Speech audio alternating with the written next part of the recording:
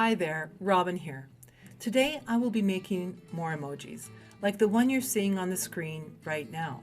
So stay with me if you want to see how to make your own personalized emojis too, to be used wherever you want to in your social media. And if you like this content, please consider subscribing and hit the bell icon to be notified when I create more. When I created my prompt jar, I put in all sorts of ideas what I want to do, and also ideas and jobs what I have to do. It's my own personal honey-do list. Yep, I call my inner procrastinator Honey. I'm trying to make friends with her and butter her up and convince her to get these jobs done. We have to have these kind of conversations, her and I, or my studio would be a mess. I have always liked making cartoons. I think that cartoons whittle down the face or scene to where it might be the most basic and simple. I guess the most pure. It's an amazing art, really. I also find it hilarious when it's at the most perfect place. A cartoon will accent the emotion. It almost always makes me laugh, and I kind of admire it when they can do it. I like to use my emojis in my emails, my Facebook, and making videos for YouTube. I already have a whole pile of them, but I'm sure I've missed a few expressions. And it's been bugging me for a while that sometimes I didn't have the perfect one and had to make do. But now, after completing this prompt, I think I'm close to rounding off my emoji catalog for all circumstances. I decided to do more expressions in my emojis on my iPad in the program or app Procreate.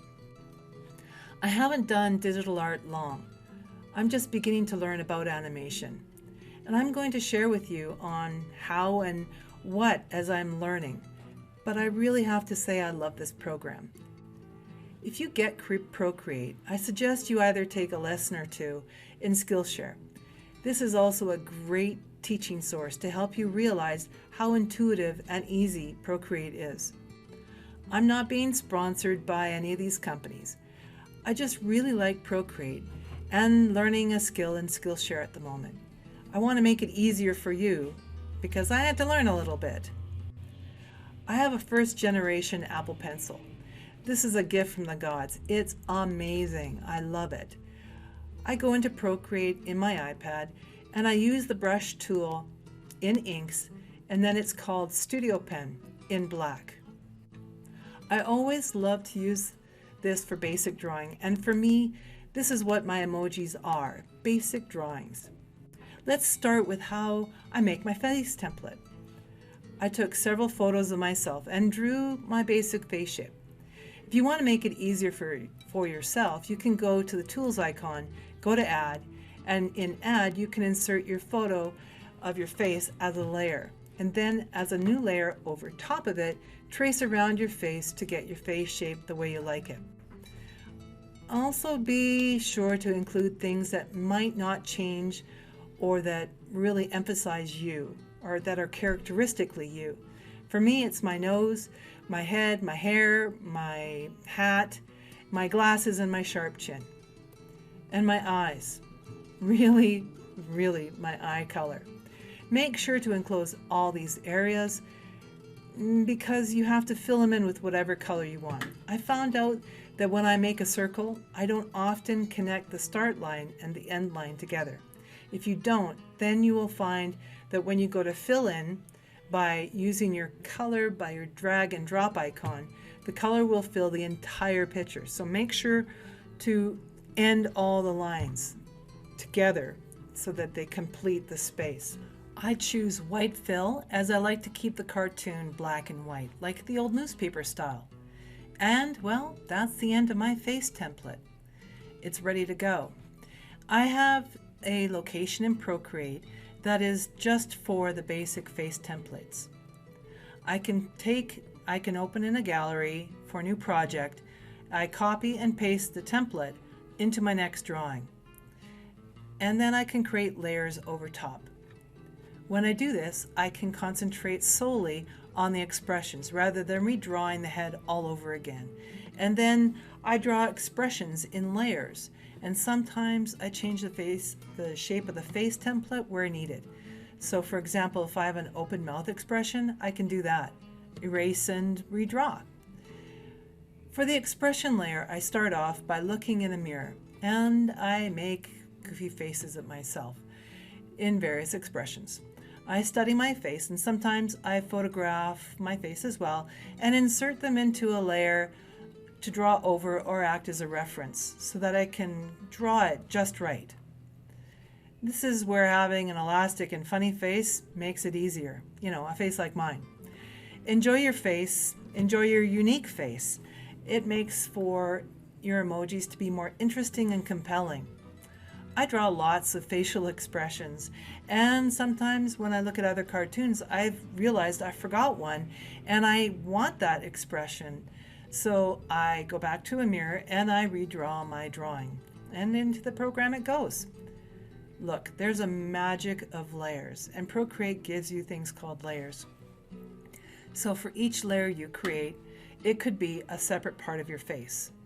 So say I draw the mouth, and I really like where it went to, and it's got the expression I'm looking for.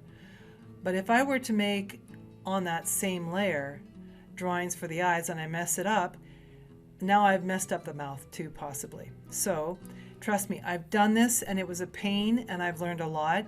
So don't learn from my mistake. Make a layer for each section of an add-on. So sometimes I even will make 2 layers for the eyes, one for each eye. And then I'll copy it and play with it and mess around with it, manipulate it until where I like it. And then sometimes if I want to, I'll blend those layers together. Let's talk a little bit about color. Where you go to get color is the top right circle where the color palette is, and then you choose and paint with those colors. But like I said, I usually mostly use for the cartoons black and white, but I use color to accent the emotion or the expression, or for things that stay the same, like the color of my eyes. I did create a color palette for my cartoons, but only for easy access and to keep the cartoons constant. Overall, I like to keep everything black and white. Remember, it's about honing your expression to its most pure, because you're keeping your drawings simplified. Each drawn line is important. The whole point of an emoji is to keep it simple and easy to see and recognize. Therefore, the more lines you make, the harder it can be to read. So, keep it simple for greater impact. I also use my face template for my mouth movements for when I've made my animations talk. I did this so that everything can work together. What I mean is, during an animation, I add an emoji to emphasize an idea and have the cartoon carry on speaking, just like we do when we talk, so that everything fits together. Later, I suppose, I will start making this more and more complicated, but since this is my start and I'm sharing with it as I go, this is what I'm doing right now. For this prompt, I gave myself the day to play with Procreate and to make these emojis. I gave myself an artist date, an already private time, and in less than 4 hours, I made 20 more expressions. And I had a whole lot of fun making goofy faces when no one was looking. And if I got caught, I could say I was always working. And I entertained myself. So now with the art done, you can go to the tool icon and then to the share icon. I like to only save the picture and not the background, so I can put it in places like YouTube. I turn the background icon off, and then I share the image, and that's what it's called, share image, to wherever I want as a PNG file or PNG file. And then I send them over usually to my main computer via email. But you can also send them by cloud or however you want to. In my computer, I then put them in my correct file, because I have a correct file that I labeled emoji, so I can easily access them when I want to. Here are the new 20 emojis that I created. What expressions do they say to you? Can you see how you would use them? And can you see you finding the humor in them? I love these. They were fun to do. So now I have almost 100 different drawings of expressions, not including speaking drawings or any other such things I've made. And my social media stuff is more personal, and people really comment on them and like them. And they also interact with where I got them and who made them. You can do this too. It's easy. If you liked this post, please give it a like and a comment below. And if you liked what I had to say about art and living my creative life, please consider subscribing and hit the bell icon to get notified when I post more.